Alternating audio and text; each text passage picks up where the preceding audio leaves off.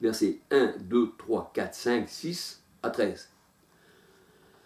Alors le bâton représente le sceptre. Le sceptre ne s'éloignera pas de la tribu de Juda, qui dit le Seigneur. Alléluia.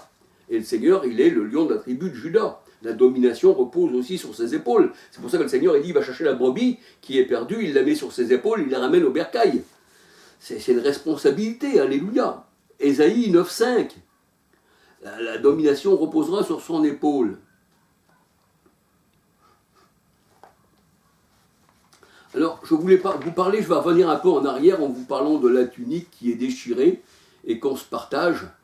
Mais on voit que les soldats romains s'étaient partagés les vêtements, mais ne l'avaient pas déchiré. Et si on déchirait la tunique, ça voulait dire que le commandement était enlevé, comme à Saül, quand il avait déchiré la tunique. Samuel disait au roi Saül, l'Éternel a enlevé d'au-dessus de ta tête tout ce qu'il t'a donné, les commandements, tu n'as plus d'autorité. Et je voulais revenir sur la tunique qui ne devait pas être, on va dire, avoir deux tissus différents. Elle devait être d'une seule couture. Parce que quand il y a deux tissus différents, le Seigneur il prend encore un peu plus loin dans Lévitique 19, 19, il dit tu ne coupleras pas des bestiaux de deux espèces différentes, c'est-à-dire tu n'accoupleras pas un serpent avec une colombe qui représente l'Esprit Saint. Alléluia. Tu n'accoupleras pas deux semences dans ton champ. Le Seigneur, il y a l'ivraie, puis il y a le bon grain. Tu ne peux pas mettre deux semences, cela représente le levain. Pour ça que le Seigneur disait, méfiez-vous du levain des pharisiens. Voilà. Alors, c'est ce qui n'appartient pas à la parole de Dieu. Alléluia. C'est pas le pain de Dieu, la livrée. Il ne faut pas mélanger deux semences, il ne faut pas mélanger dans la tunique deux fils, deux tissus différents. Elle n'était faite, celle du Seigneur, elle n'était faite que d'une seule couture, d'un seul fil. Alléluia. Alors, je vous parlais à l'instant du bâton d'Aaron. Et là, on voit que le Christ lui-même, il a son bâton, sa houlette me rassure, et la domination reposera sur ses épaules. Ésaïe 9, verset 5. La domination repose sur les épaules du Christ. Ésaïe 22, verset 22, 23, 24. Et c'est pour ça que c'est un sacrificateur. Hébreux 7, 3. Un sacrificateur a toujours, selon l'ordre de Melchisédek. On ne peut pas lui enlever sa sacrificature. Alléluia. Hébreux 7, 24. C'est pour ça que le pape se dit vicaire du Christ, remplaçant, ce n'est pas vrai. Ça, c'est les mots de diable qui dit « Je monterai au-dessus de l'assemblée de Dieu et je me ferai Dieu moi-même. » Alléluia.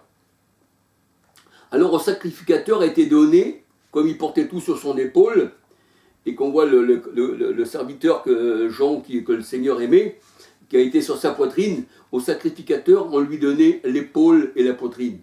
Alléluia. La poitrine, c'est là qu'il y a le souffle. L'épaule, c'est là que ça porte. On dit, il a de grandes épaules. Alléluia. Nombre 6, 19. Et on voit que Benjamin aussi, dans la parole de Dieu, l'Éternel réside entre ses épaules. Deutéronome 33, verset 12. Deutéronome 33, verset 12. Exode 28, 15 à 21. Je vous donne quelques versets encore. Exode 28, versets 7 à 12. Exode 29, versets 26, 27. 1 Samuel 9, verset 9. 1 Samuel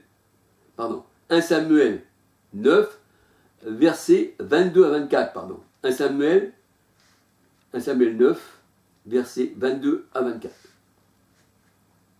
Alors, c'est vrai que sur les deux épaules d'Aaron, il y avait 6 pierres de chaque côté, qui signifiaient les 12 tribus d'Israël. Et sur le pectoral du jugement également, il y avait 12 pierres, qui représentaient aussi les 12 tribus d'Israël. Et le pectoral du jugement était comme la ville sainte, Apocalypse 21, si on lit tout Apocalypse 21, on voit que la nouvelle Jérusalem, le trône de l'Éternel, Jérémie 3, 17, la Jérusalem céleste,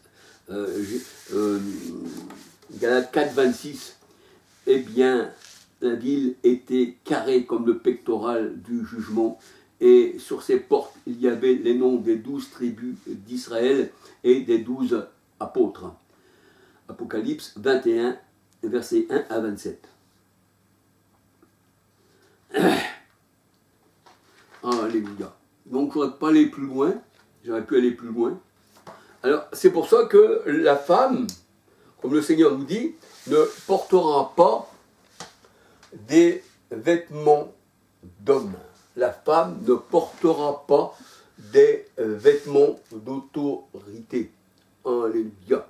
On voit qu'aujourd'hui, dans ce monde, le monde qui déraille, et c'est pour ça qu'il n'y a rien qui ne va, parce qu'il n'y a pas d'autorité dans ce monde-là, hein, il y a seulement une autorité pour le mal, mais on voit que même les femmes, eh bien, elles sont au gouvernement, elles gouvernent les hommes sont devenus des femmes, hein, on ne sait même plus si c'est des femmes ou des hommes, avec les transgenres, avec les hormones qu'ils prennent. Ils vont même prendre des hommes et puis leur mettre des vagins de femmes et puis leur mettre tout un truc de femme à l'intérieur du ventre, qui est une abomination devant le Seigneur. C'est pour ça ils ont détruit la terre, pour ça qu'ils ont détruit les fleuves, qu'ils ont tout détruit. C'est pour ça qu'il y a le 7e continent.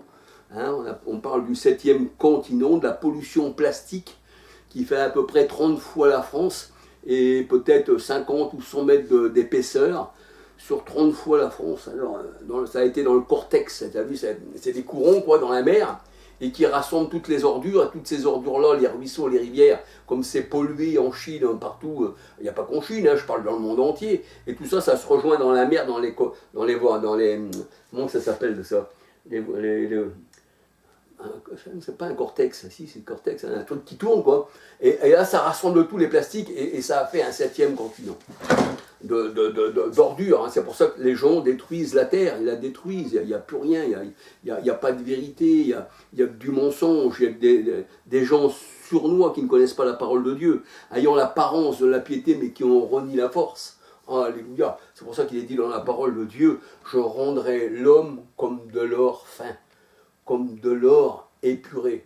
Et dans Ézéchiel 22, versets 18 à 30, le Seigneur compare l'or avec des scories, avec de l'impureté comme des hommes.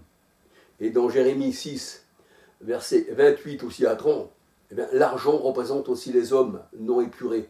C'est pour ça que le Seigneur a dit amenez l'argent à la maison de l'Éternel, afin que je purifie l'argent. Parce que l'or et l'argent sont à moi, dit l'Éternel. Mais l'or et l'argent, ça ne représente pas la monnaie, comme les faux pasteurs le disent, mais ça représente les hommes. Alléluia.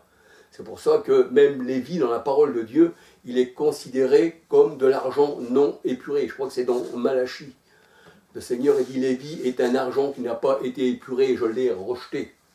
Alléluia. C'est pour ça qu'il fallait amener l'or et l'argent à la maison de l'Éternel, parce que ça appartient à l'Éternel. Et le Seigneur, il veut l'épurer. Alléluia. Gloire au Seigneur. Alors c'est pour ça qu'un langage spirituel pour les hommes et les femmes spirituels. Les autres, ça leur passera au-dessus des yeux, au-dessus des oreilles, et ils ne comprendront pas, et ils vont bafouiller quand ils vont parler. C'est pour ça qu'il y a des muets. Alléluia. Et bien que le Seigneur vous bénisse, que le Seigneur vous garde. Et soyez bénis du Seigneur, parce que c'est lui qui nous donne la force. L'Éternel est ma force. Ce n'est pas ma propre force, mais c'est la force de Dieu. Alléluia. C'est l'Esprit Saint. Alléluia. Donc son sang était saisi. Et quand l'Esprit se retirait de son sang, il redevenait comme un homme normal. Alléluia. Gloire au Seigneur. Soyez bénis mes frères et sœurs.